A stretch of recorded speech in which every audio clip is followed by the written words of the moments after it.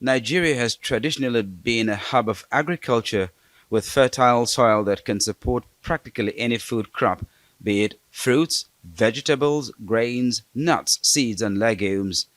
That's in addition to animal-based foods including meat, poultry, fish, dairy products, and eggs, as well as numerous non-food cash crops. However, the nation at the moment is facing a food crisis primarily because of the many negative factors affecting agriculture. The discovery of crude oil in Nigeria in 1956 and increasing dependence on oil wealth has probably been the most significant blow against agriculture. The famous groundnut pyramids of Kano and other parts of northern Nigeria of the 1960s and 70s is a clear testimony of the abundant agric potentials gradually disappeared. The vast cocoa, oil palm, rubber, and citrus plantations, among others, fell into neglect. As the nation's population bloomed, agricultural production equally dwindled. What makes the situation even more confusing is that there is no lack of resources to drive agricultural development. The Cocoa Research Institute of Nigeria, the Institute of Agricultural Research, National Cereals Research Institute, Nigerian Institute of Palm Oil Research, International Livestock Research Institute, among many others, were established at various times to boost agro-revolution through innovation and new ideas.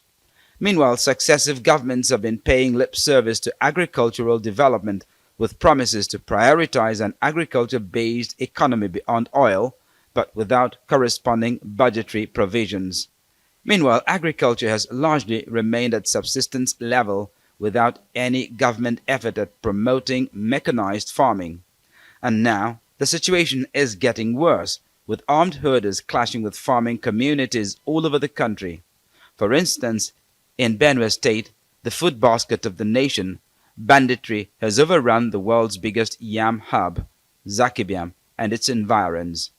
Climate change is also taking its toll, with irregular weather patterns rendering farm forecasts unreliable. With such a bleak picture, it requires a deliberate commitment on the part of government to encourage farming with necessary inputs, machinery, technology, and most of all, political will to avert the imminent food crisis. This kind of commitment would not only encourage private sector participation, it will also create job opportunities in the agric sector for the nation's teeming unemployed youth. Charles Eruka, Arise News.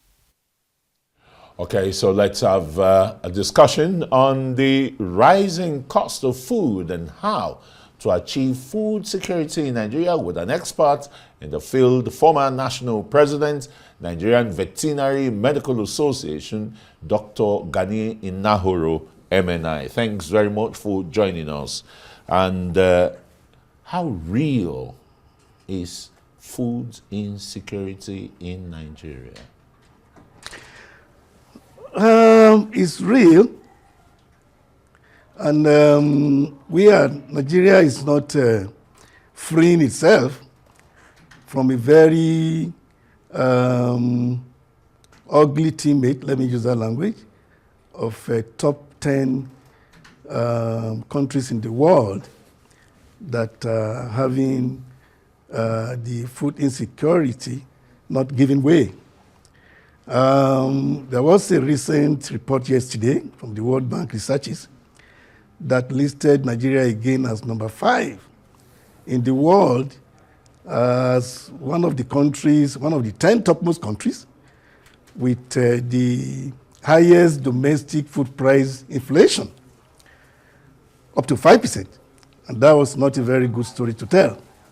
Food insecurity and food crisis, which would you want to use? Is it a matter of semantics?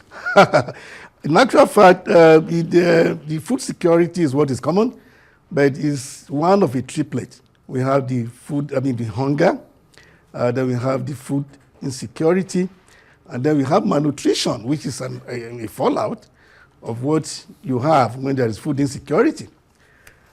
So there are measures, to be able to gauge what happens in each of these three triplets, so to speak.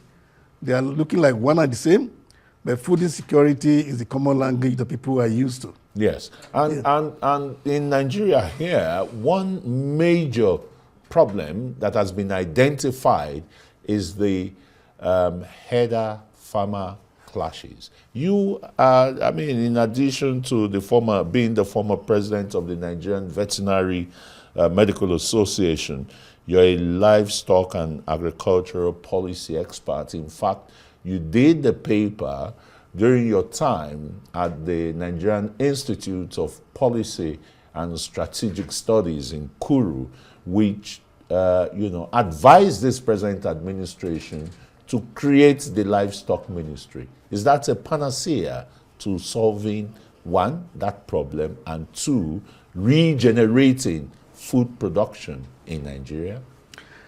Thank you very much for this, for recollecting this. The new ministry is long overdue because we have too much of resources in livestock that were locked up when there was the omnibus Ministry of Agriculture that did not allow Nigeria to benefit the resources available through livestock into our economy. You don't want to mention this so many boss Minister of Agriculture there, but go on with your submission. So we know that with the creation, part of what we expect to happen is that the herder-farmer clashes will be a thing of the past. A lot of attention will now have to be given to that sector. Yes, what exactly you understand is going to end the clashes? I mean, if it's in military terminology, you say kinetic and non-kinetic. So this is non-kinetic. You have, created a template. The federal government has bought into it. They've established that ministry. What are the key issues that will be placed on ground? Is it the way of Ruga to avoid that? First of all, now the herders have a home to call their own. Definitely, they will have the budgetary allocation to that sector will increase now. And that means there will be a lot of opportunities open to them. We know that in the past, there used to be a robust relationship between the herders and farmers. What happened? Why do we now have what we are referring to as herder-farmer clashes? There was a gap. Now that gap is going to be taken care of. The president has done rightly by making this pronouncement to create this new ministry. We expect that a lot of opportunities that the crop farmers had in the past are not going to be, we are not going to miss that out in the livestock sector now. So that will give confidence to the cattle herders to also belong to what they expect the crop farmers were gaining. That's number one. Two, we now have an opportunity to expand the what we refer to as the modern intensification of cattle rearing, away from the transhumance that had been the Lord over the years. We now have to look like, it's not going to be like reinventing the wheel. We have countries who have their livestock sector looking like what NNPC is to us here in Nigeria, the oil sector. Particularly in Brazil, Argentina, even the US, Australia. Even in Africa, you won't believe it. Yeah. Botswana has... Botswana, They are the highest producer of beef in Africa. Not highest. It's just that they have grown their industry to be able to export their meat to Europe, and they have gone through the mills. We have more cows, more cattle than them, but they have their own. They call it BMC, Botswana Meat Commission, which is like the NNPC here, and that is their foreign exchange earner to a very large extent. We have Eswatini, that is former... Lesotho. Not Lesotho. Eswatini, in landlocked in Southern Africa, South Africa. Exactly. Yeah. Former Swaziland. Exactly. They are already exporting meat to Europe as well. And we have... So what's our problem here? Now we are going to get it right. we have all we need. I asked Yes. you one question, but you just skirted around it. That is, we're going to have ranching, isn't it? That's correct. That's what I refer to as intensification. Yeah, but we are not going to have ranching alone without having to integrate it with also the traditional practices that we currently have. It's going to be a gradual integration of the transhumans into ranching. But definitely now the opportunity is there for ranching to take place like it is done in other climes. I remember the former Minister of Agriculture too said, in supporting the ranching or the Ruga ideology then, that they were importing, in fact, they had imported grasses, from Brazil and Argentina and the rest, and there wouldn't be the nomadic grazing style again. We've not seen all that again, and the federal government must have wasted billions of naira in that respect. The Ruga policy was like something borrowed from Pakistan. And surprisingly at that time, I really don't want to go into criticizing those who decided to have a Ruga policy, because Pakistan was not one of the 50 beef producing countries in the world. They were not. So why do we have to go and borrow a model from Pakistan? We had Brazil, we had the US, we had Argentina, and the top 50 that we didn't borrow a policy from. Now, that, of course, that failed. Pasture management is just what you talked about, which is a part and parcel of the benefits of a sector like the ministry now created, because pasture management is a business on its own.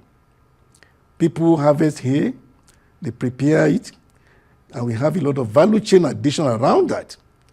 So cattle ranching is not just about the cattle livestock production alone, but a number of value chain additions around them, which pasture management is just one of them. So those who imported grasses at that time, we might still have to grow grasses that are not available here that will improve the production capacity in the modern way.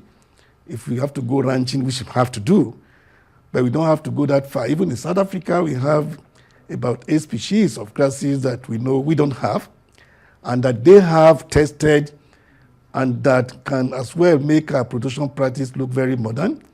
And we did 2 movements here and there. They have an equivalent way that is good enough. For the livestock production, improvements in it. Yes. Well, so sorry, Dr. Gani Enahoro, MNI, that we don't have enough time to interrogate, several of these agricultural policies that will take Nigeria out of the food insecurity or crisis basket, but I'm sure there'll be plenty of time on any of the Arise platforms for you to come and expatiate further your international experience. Again, from the Food and Agricultural Organization to Dr. Gani Enahoro, former national president, Nigerian Veterinary Medical Association, and a livestock expert. So coming on Newsnight.